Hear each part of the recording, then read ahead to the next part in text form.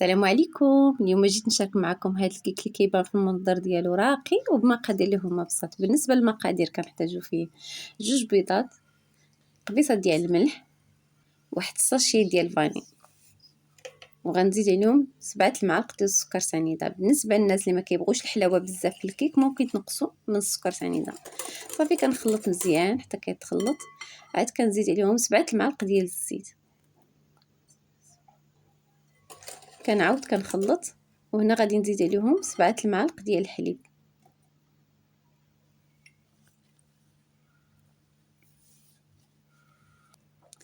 من بعد ما زدت 7 المعالق ديال الحليب كنعاود ثاني كنخلط واحد شويه،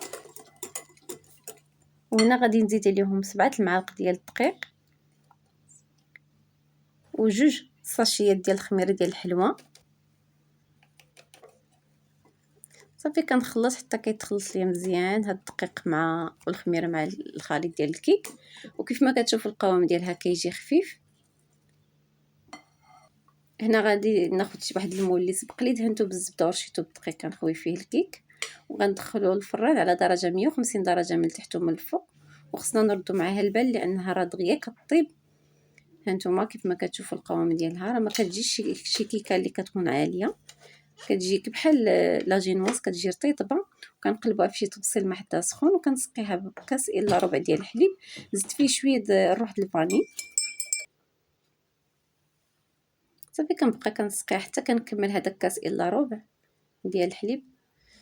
هانتوما من بعد ما سقيتها غنخليها جانبا، وهنا غادي نوجد معكم الكريمه. بالنسبه للكريمه درت فيها نص كاس ديال السكر سنيده، ونص كاس ديال الزيت، ونص كاس ديال الحليب بارد، وغنزيد عليهم 2 ساشيات ديال الفلون ديال البنان،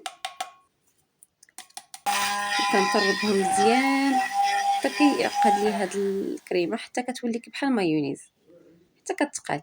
هنا خديت واحد بنانه ونص تقريبا هكا ستفتها فوق الكيك، وكنخوي فوق منها هاد الكريمه كيف ما كتشوفوا.